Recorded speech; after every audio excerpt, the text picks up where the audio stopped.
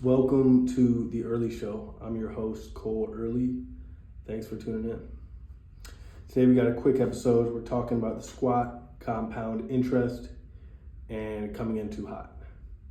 First of all, coming in too hot, this is just kind of a little,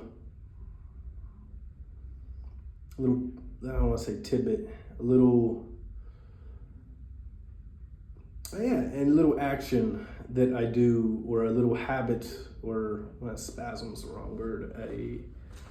It was just a little habit that I have in some scenarios, whether it be text or coming into a room. Sometimes I come in too hot. Like I just come in before I read the room and what's going on. I just come in guns blazing. And I don't think that's always bad, but there's one person in my life I realize every time I talk to him, pop, pop, pop, pop, guns blazing. And when really it should just be like, hey, like, what's up? And I don't want to say that I don't want to say that puts distance in our relationship, but it does, it puts distance in our relationship because that person doesn't know what to expect when they talk to me. And I'm not saying one needs to know your move, but predictability is often correlated with comfortability. But yeah, just something, I don't know if you do that, maybe you do, maybe you don't, but something I just realized just before I started filming this, like, damn, like I do this all the time with this person. And it sucks because I really love this person, you know?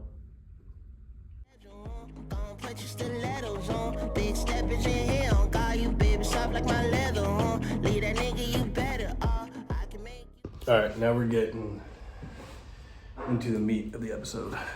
And the meat of the episode is squats and compound interest. So if you've got compound interest, you're getting returns on your returns. You got 10, now you got 12, now you're getting a return on that 12, and so on. The idea of compound interest, the little things grow on each other, I think is so applicable. Like the little returns you get from each training, each investment, or each,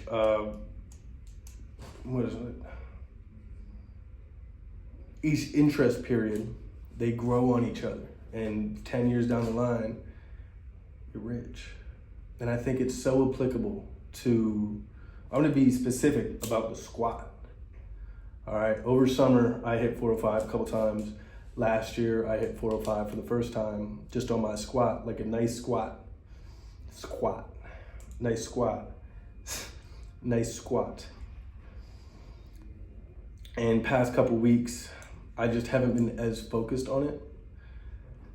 And I've noticed like it's gone down. The strength has gone down. The form has broken down a little bit.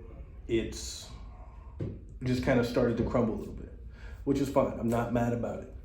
But about 2 weeks ago, I'm like, all right, like let's get my squat to a baseline 405. Let that be my base. Let that be my 225 on the bench, or 275. Like, not hard, but it's not paperweight. It's not a paperweight. So I'm squatting more.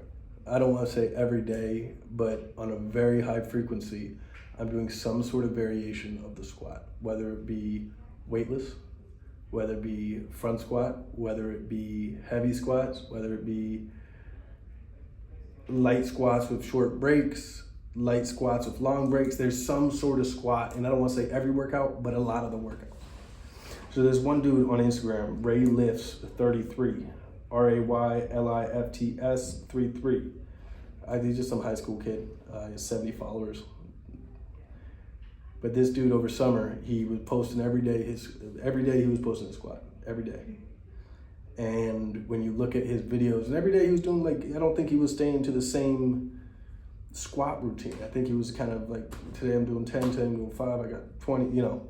He was mixing it up. But when I look at his video, the first video I saw of him, and the video I saw today, it's nuts, man. Just by that frequency. that frequency. And that ties into Rick the Stick and what he says about specialization training. Just like Ray lifts 33, when he, and this is what Rick the Stick says about specialization. When Ray focused and specialized on the squat, he learned the squat. Like I don't want to say it's a skill. A good squat and improvement in the squat is a skill. And when you squat more, and Tom Platt says this too. I was watching one of his videos and he says, I'll see professionals or I'll see like intermediates in the gym, experts in the gym. They'll go for weeks. Yet again, I don't know, I wasn't there when he was training, when Tom Platt was training, but he was like, we go for weeks with just the bar, just getting the squat form right. And when you have that high frequency, at least in my training, when I have that high frequency, like Rick said, I understand my body better in relation to the squat. I understand how to get my hips better. Even if I'm going light, I understand how to understand the movement of it, how to keep my chest up, shoulders back. And the repetitions, instead of doing Monday and Friday or Monday and Thursday of our squat days, now let's say I'm doing 5 times a week. I just get that many more reps, just like shooting basketball. You get that many more reps on that squat, regardless of the weight. Fuck the weight.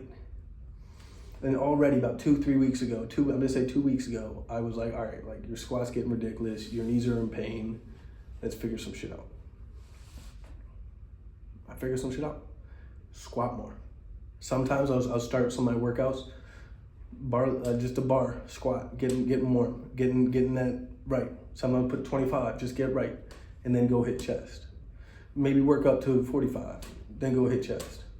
And shit, sometimes I'll do a heavy squat before a different fucking day. I'll do a heavy squat, then go hit back. And yeah, maybe it tires me out and depletes my energy a little bit. But with that focus on the squat, already I've seen improvements in my form, in the weight that I'm moving, in the lack of pain in my knees, just due to the frequency. And I would think that's contradictory, saying like, oh, you're squatting more, you're putting more pressure. Dude, the more I squat, the better my fucking knees feel. I swear to God, my right knee specifically. But I just think that the frequency is often, I don't even know if it's often underlooked, but I underlook it sometimes when I'm trying to get better at a specific skill in the gym. Just like mobility, you can't do mobility twice a week or once a week and expect to get better at it. Like, what? You gotta keep that the same for your squat. Like, you can't expect to get a better squat if you're squatting once a week. Maybe you can, and maybe that works for you. But for me, I realized, like, if I want to improve that squat, improve that bench, I've got to be like on it. Not all the time, but on it. Yeah, I think I gotta go to class. But thanks for tuning in to the Earley Show, y'all.